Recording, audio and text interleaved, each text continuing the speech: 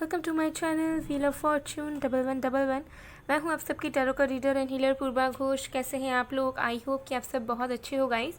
सो आज की जो रीडिंग है उसमें हम देखेंगे कि आपके दिल और दिमाग में जो भी पर्सन है वो आपसे दूर किस वजह से हुए हैं, क्या है मेन रीज़न आपके सेपरेशन का, नो कॉन्टैक्ट सिचुएशन का या ऑन एंड ऑफ सिचुएशन का, या फिर बात बंद होने का।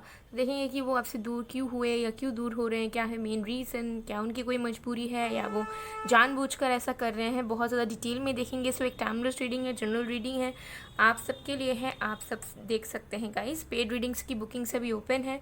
सो पेड रीडिंग्स के लिए, एनर्जाइज जेमस्टोन्स, क्रिस्टल्स, ब्रेसलेट्स के लिए, ऑनलाइन टैरो क्लासेस के लिए आप मुझे गिवन व्हाट्सएप नंबर पर, इंस्टा आईडी पर कांटेक्ट कर सकते हैं। मेरे कांटेक्ट डिटेल्स डिस्क्रिप्शन बॉक्स में मिल जाएंगे और वीडियो में भी आपको मेरा व्हाट्सएप नंबर शो हो रहा होगा। So you can reach out to me. Okay, so चलिए बिना किसी देरी के हम स्टार्ट कर लेते हैं आज की रीडिंग। तो जब तक मैं शफलिंग कर रही हूँ आप लोग प्लीज़ रिलैक्स कीजिए एंड फोकस बनाकर रखिए जिनके बारे में भी आप जानना चाहते हो।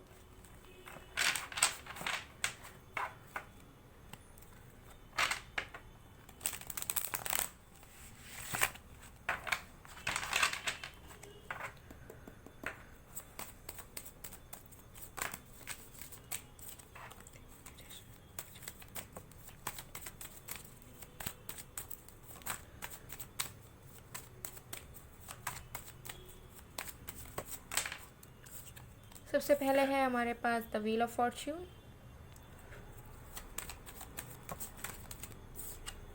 Then we have three of pentacles,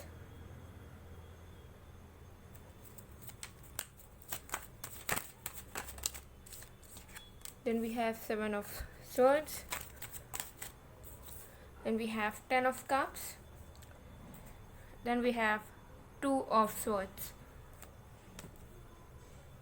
okay, तो देख लेते हैं कि आपके पर्सन आपसे दूर क्यों गए या क्यों दूर हो रहे हैं, क्या है मेन रीज़न। सो ये सारे साइंस वालों के लिए है, और क्योंकि एक जनरल रीडिंग है तो कुछ चीज़ें रेजोनेट करेंगी, कुछ चीज़ें नहीं। So keep an open mind.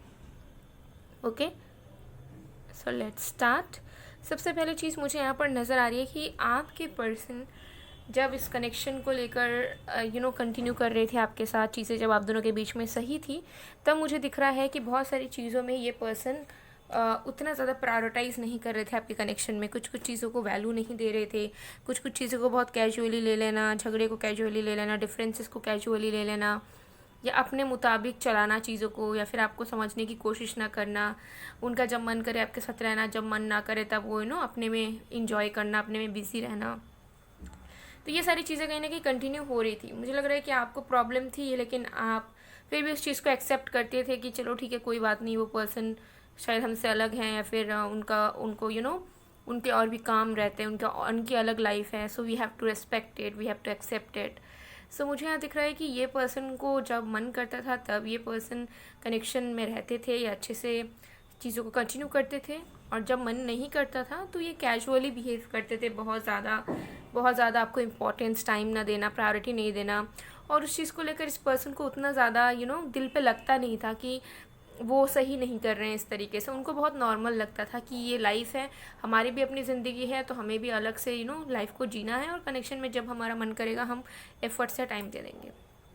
सो उस वजह से क्या हुआ, यूनिवर्स को ऐसा लगा कि देखिए, आपके पास जो चीज़ है, अगर आप उस चीज़ की वैल्यू नहीं करोगे ना, एक टाइम ज़रूर आएगा कि वो चीज़ आपसे दूर चली जाएगी, वो चीज़ आपसे छिन जाएगी। ठीक है, तो यूनिवर्स को ये चीज़ लगा कि आप दोनों के बीच का जो प्यार है, आप दोनों के बीच का जो अच्छा फ्यूचर है, वो क्योंकि ये पर्सन देख नहीं पा रहे हैं, वैल्यू नहीं कर पा रहे हैं, तो उन्होंने एक सेपरेशन फेज लाया आप लोगों की ज़िंदगी में। तो आपसे जो आपके पर्सन दूर हुए हैं, अगर सेपरेशन आपका हो चुका है, तो आपने कुछ नहीं खोया। आपके पर्सन रियलाइजेशन के थ्रू जा रहे हैं उस सेपरेशन के मोड प्रोसेस पे। ठीक है, उन्हें ऐसा महसूस हुआ है या हो रहा है अभी भी कि उन्होंने आपको खोया है। ठीक है, सो अगर वो आपसे दूर हुए हैं, अगर मेन आपका सेपरेशन हो चुका है, तो वो एक यूनिवर्सल फेज़ है आप दोनों के ज़िंदगी का, कनेक्शन का, और उसमें आपने कुछ नहीं खोया क्योंकि ये पर्सन रिस्पॉन्सिबिलिटी नहीं निभा रहे थे।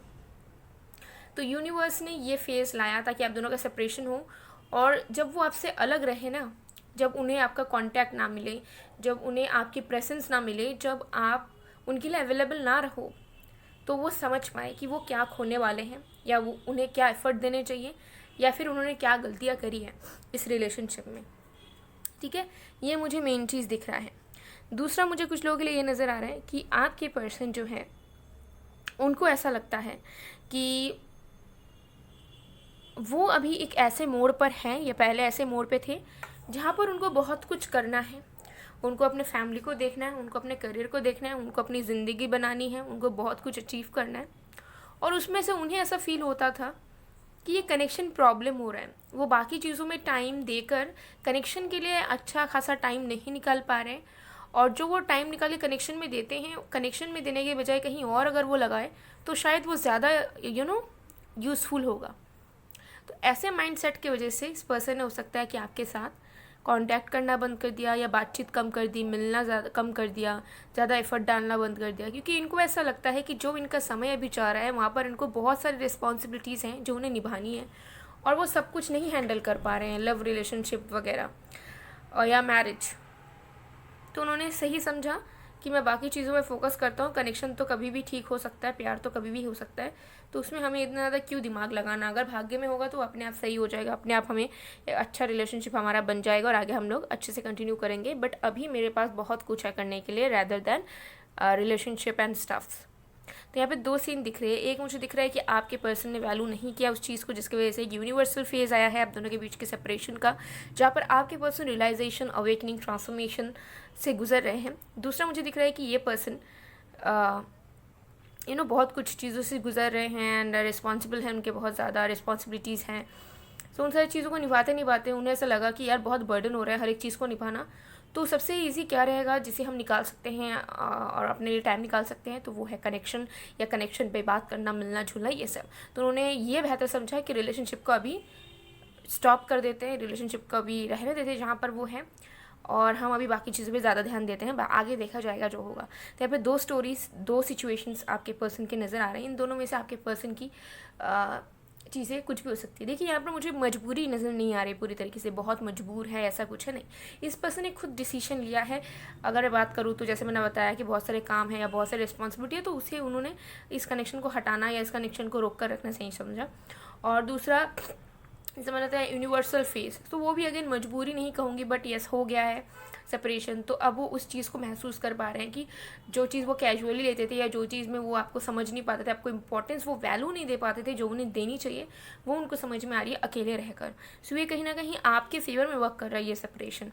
ठीक है, तो पूरी तरीके से मजबूरी में आकर ये दूर गए हैं, दुख में आकर दूर गए हैं, या ज़बरदस्ती किसी ने इनको दूर किया है आपसे, वो पूरा सच नहीं है, वो पूरी 100% नहीं है। हाँ, इन्फ्लुएंस इनका हो सकता है 20%, 30%, किसी की बात सुनी हो, किसी की बात सुनकर माइंड में आया हो, बट पूरी तरीके से 100% ऐसा नहीं दिख रहा है कि किसी ने ज़बरदस्ती आपको इनसे मतलब उनको आपसे दूर किया है, या फिर मजबूर होकर, बहुत मजबूर होकर, दुखी होकर ये आपसे अलग हुए हैं।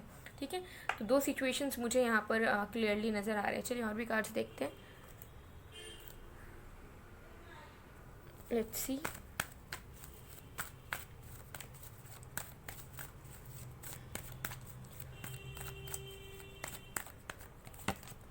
हमारे पास है 5th चक्र, आर्कएंजल गैब्रियल, नंबर 39। तो देखिए मुझे यहाँ पर नज़र आ रहा है कि आपके पर्सन बहुत सारी चीज़ों को लेकर आपसे बात करना चाहते हैं। ठीक है, अगर अभी आपका सेपरेशन भी है, अभी अगर नो कांटेक्ट है, या मुझे लग रहा है कि वो अपने स्थिति को, अपने सिचुएशन को आपको बताना चाहते हैं कि उनके दिल दिमाग में, उनकी ज़िंदगी वो कैसे गुजार रहे हैं और उनके माइंडसेट कैसी चल रही है, जिसकी वजह से वो हो सकता है आपको टाइम नहीं दे पा रहे। सो मुझे दिख रहा है कि ऐसा नहीं है कि अगर ये इंसान आपसे दूर हुए हैं, नो कॉन्टैक्ट में हो, सेपरेट हो, तो ये इंसान खुश है आपसे बिना बात किए और आपको बिना क्लैरिटी दिए। मुझे लग रहा है कि इनके दिल में है कि आपको सारी सच्चाई बताएं, आप क्लियर हो और आपको पता चले कि ये इंसान ने आखिर ऐसा किया क्यों। तो ऐसी मुझे कोई एनर्जी नहीं नज़र आ रही जहाँ पर ये पर्सन आपसे छुपाना चाहते हैं, या फिर आपको कोई भी एक्सप्लेनेशन, क्लैरिफिकेशन नहीं देना चाहते। मुझे दिख रहा है दिल से ये पर्सन चाहते हैं कि आपको क्लैरिटी रहे और आपको समझ आए कि क्यों ये आपसे दूर हुए हैं, या फिर ये क्यों इंसान पहले से कम एफर्ट डालते हैं आजकल। तो ये सारी चीज़ें ये इंसान आपको कहकर क्लियर करना चाहते हैं। मुझे दिख रहा है कि ये इंसान किसी भी हाल पर आपको दुख नहीं देना चाहते हैं, ठीक है। ये चीज़ मुझे ज़रूर दिख रहा है कि ये इंसान जानबूझ के आपको हर्ट नहीं करना चाहते। ये चाहते हैं कि मैच्योरिटी रहे इस कनेक्शन में और इस कनेक्शन में अंडरस्टैंडिंग रहे, ठीक है। और ये जो दूर गए हैं ना, ऐसा नहीं है कि इन्होंने पूरा माइंडसेट बना लिया है कि मुझे लाइफ टाइम इस कनेक्शन को छोड़ देना है और मुझे आगे बढ़ना है किसी और के साथ। ऐसा भी मुझे नहीं दिख रहा है। मुझे लग रहा है for some period of time ये पर्सन एक ब्रेक चाह रहे हैं, ठीक है। और जो यूनिवर्सल फेस कहा उसमें मुझे दिख रहा है कि ये पर्सन क्लूलेस है कि ये क्यों हुआ, क्योंकि इनको रियलाइजेशन होनी थी, इनको वो महसूस करनी थी आपकी वर्ड।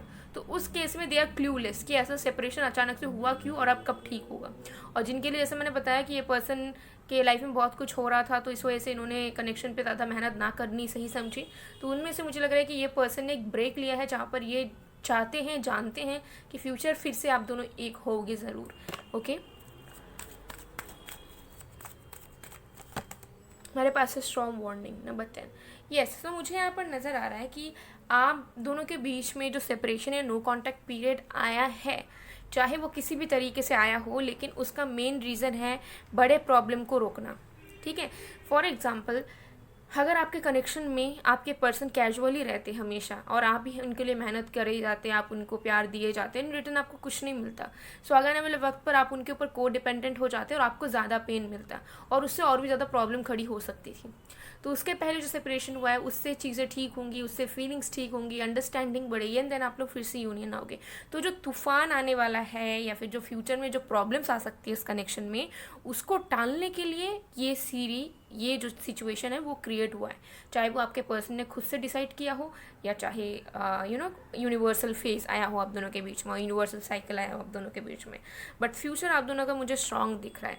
सो नो मैटर ये पर्सन कब से दूर हैं आपसे, कब से आपसे ढंग से बात नहीं हुई है, मिले नहीं हो, आप दोनों साथ में ज़रूर आने वाले हैं। और मुझे बहुत जल्दी वाली एनर्जी आ रही है, विद इन फ्यू वीक्स और विद इन 10 to 11 वीक्स और 10 to 11 मंथ्स कुछ लोगों के लिए, बट उतना लंबा भी मुझे नहीं दिख रहा है। यूनियन आपका ज़रूर होगा अगर सेपरेशन है तो अभी ये जो भी सेपरेशन आपका है, नो कांटेक्ट है, उसे पॉजिटिवली लीजिए, उसमें नेगेटिविटी लाने की ज़रूरत नहीं है, ओवरथिंक करने की ज़रूरत नहीं है, just be hopeful and surrender कीजिए, automatically things will get better to you.